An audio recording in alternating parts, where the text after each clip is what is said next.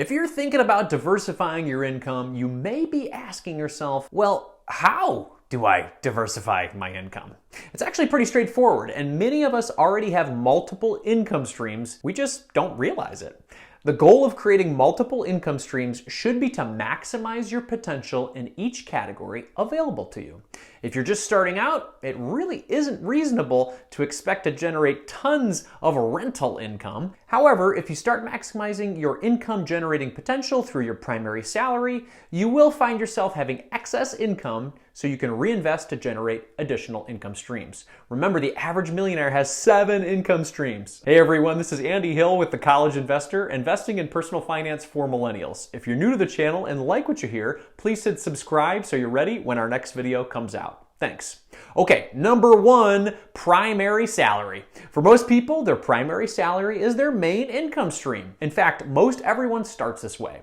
The goal is to maximize your primary salary to a point where you are generating enough free cash flow to reinvest in secondary income streams. So how do you do this? Well, try to get the highest paying job you can, and then ask for a raise when you've done what you're supposed to do.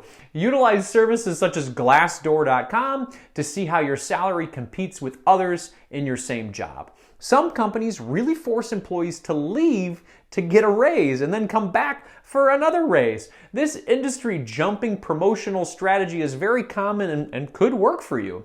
Or there is another theory for your primary salary: generate enough to have a little excess cash flow, but do it at a place where you can work stress-free and have time to dabble in other projects. A friend of The College Investor has this set up right now. He works 10 a.m. to 5 p.m. and makes about $50K a year. This allows him to easily cover all of his expenses, but the shorter hours and the flexibility in his job allows him to pursue his secondary income generating ideas. Either way, the great thing about your primary salary is that you can usually get benefits such as health insurance that really protect you while you're pursuing your other ideas. Number 2, secondary salary or spouse's salary.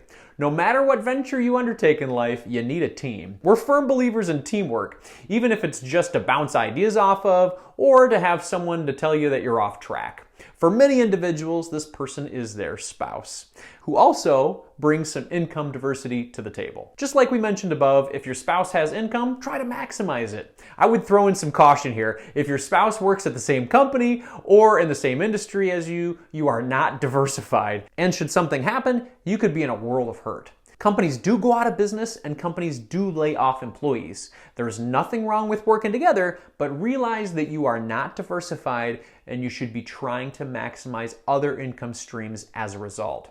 Once you've maximized your salary and your spouse's salary, you can deploy that access into other buckets to create more income streams. Number 3, investments.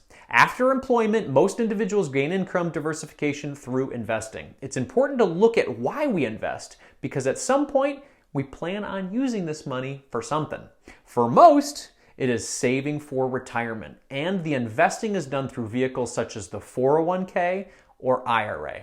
But investing is not just about stashing money away for a rainy day. That's what an emergency fund is for. Investing is about having enough capital to generate income. Investing generates income through dividends, interest, and return of capital. You really want to maximize the first two and stay away from the return of capital as much as possible. Think about it. If you're saving for retirement, you're trying to save enough in investing to generate enough income to replace your primary salary.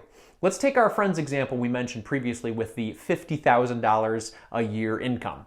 To generate $50,000, you would need to have almost $1.7 million saved and be able to generate a 3% cash flow on that money, which is reasonable if invested in dividend-paying stocks. You could also draw down on your principal if needed, but there is a return on your invested capital, and if you continue this for a long period of time, you could run the risk of exhausting your resources. It's also important to invest versus just saving, because saving cash just won't grow fast enough to be useful for you. You need to invest in assets that will grow. Check out this average return by asset class chart we put together. And notice how your own wage growth doesn't keep up very well. Number 4, rental properties. Purchasing a rental property is another common way that individuals generate an income stream. It is very similar to investing in that you take a sum of money to purchase the property and the property returns a cash flow, aka rent. You do have expenses related to this that are different from investing, such as a mortgage, utilities, property taxes, insurance, which all can be taken into consideration when calculating a return on a rental property.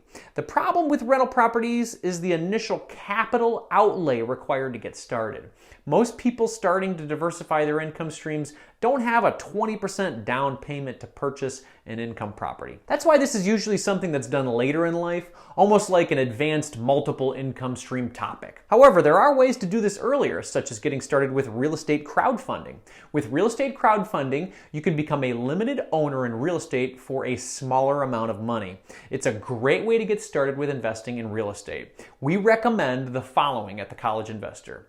You can start investing in real estate for as little as $5,000 at platforms like Realty Mogul. They have different multi-family and commercial properties that you can invest in, which makes it easy. Another similar platform is Fundrise. They only have a $500 minimum to get started and offer a variety of options as well. Fundrise has really been a great performing passive income investment over the last year. If you have a little more to get started, check out Roofstock as an option. With Roofstock, you can purchase single-family turnkey investment properties directly online. Finally, you can consider investing in U.S. farmland. Acre Trader is a company that allows you to have ownership of farmland and collect rents as well as appreciation. We've got a full Acre Trader review on this channel. And then last but not least, number 5, an online business or a hobby business. The final most common stream of income is creating a side business. This business could be online or offline, and we call it a hobby business because it usually takes the form that relates to the owner's hobby. For example, if you are tech savvy or enjoy working online, you can sell on eBay or create a website like The College Investor, or promote your services through a site like Fiverr.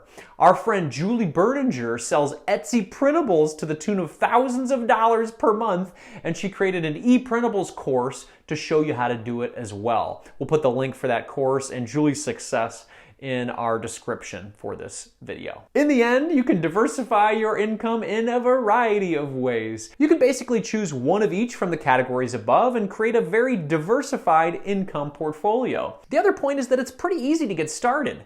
You don't need to be super rich and you don't need a lot of time to get started.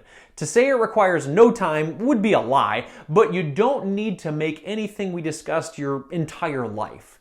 You can work at your job, invest your excess income, save to buy a rental property or rent out a room in your current house, and start a side job online without breaking a sweat. The reward from these activities will be your financial freedom. Thanks for hanging out today, everyone. This is Andy Hill from The College Investor, and we'll see you in the next video.